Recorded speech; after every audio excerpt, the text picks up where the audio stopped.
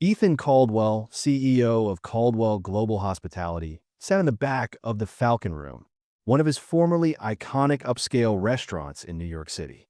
What used to be a flagship brand had deteriorated under the weight of mismanagement, staff turnover, and falling public reputation.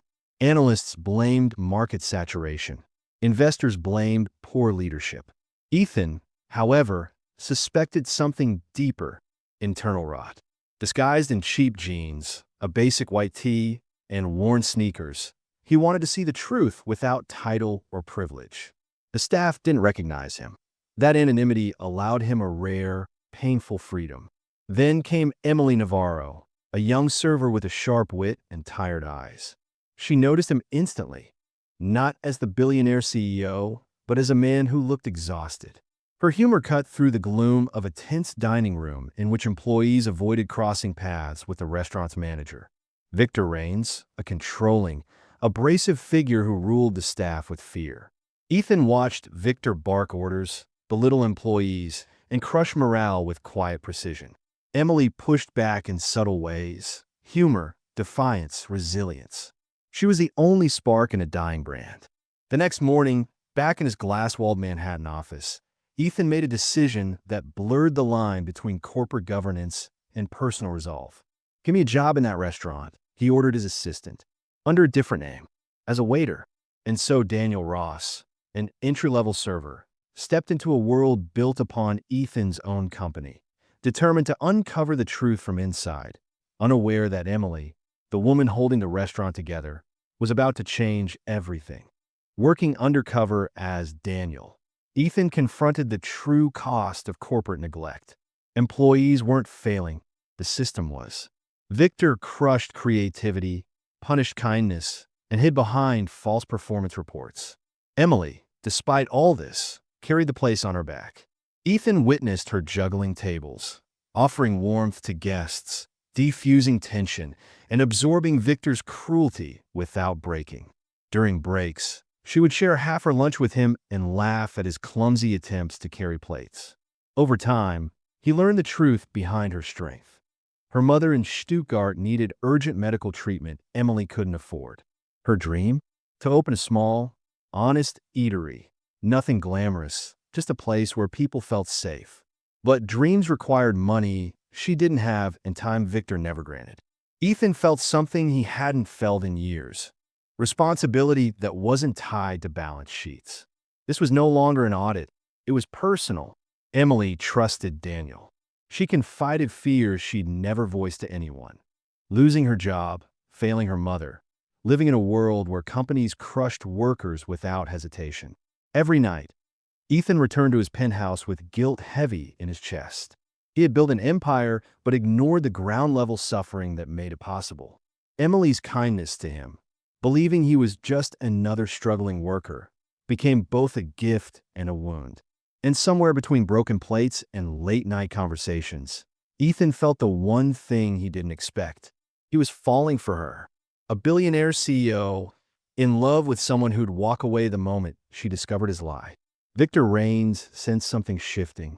Emily wasn't as easily intimidated, and Daniel, Ethan, kept stepping in quietly but firmly against the manager's abuses. To Victor, that was a threat. To Ethan, it was the beginning of a moral reckoning.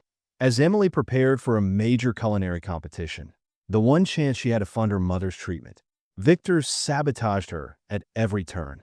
False warnings, invented performance issues, threats of termination. Ethan documented everything. For the first time in years, he felt true anger. Not the boardroom kind, but the deeply human kind that comes from watching injustice unfold. The day of the competition arrived. Ethan attended in secret, hiding in the crowd, while Emily presented a dish born of struggle and hope. She won second place, enough money to save her mother. She thanked Daniel publicly, but then a journalist recognized Ethan beneath the cheap clothes. "You're Ethan Caldwell, aren't you?" Emily froze. Her world shattered as she pieced together the truth. Daniel Ross never existed. She walked away, betrayed and heartbroken. Ethan tried to reach her, calls, messages, apologies, but she disappeared. The next morning, he returned to the restaurant for one final act. He gathered the staff, revealed his true identity, and confronted Victor with evidence of harassment and manipulation. Victor was publicly fired on the spot, escorted out as employees watched in stunned silence. But even in victory, Ethan felt hollow. He'd saved the restaurant, but he had lost Emily, and breaking a corrupt system felt easier than healing a broken heart. After eliminating Victor and restructuring the restaurant, Ethan knew the final piece of this journey had nothing to do with corporate turnarounds. It was Emily. He traveled to Stuttgart, following the only lead he had.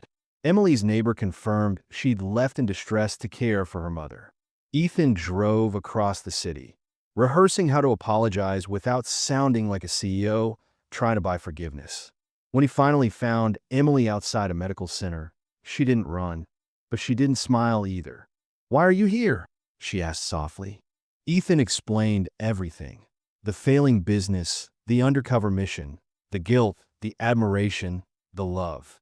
He told her she deserved honesty, power, opportunities, not pity. "I wasn't playing with your life," he said. "I was finally learning from it." Emily listened, tears threatening. She didn't forgive him immediately. It wasn't a fairy tale. But she acknowledged something important. Ethan's transformation was real. In the months that followed, Caldwell Global Hospitality launched an unprecedented employee-focused initiative. Mental health support, transparent leadership, anti-harassment policies, and the promotion of staff like Emily into training programs instead of punishment cycles. And Emily?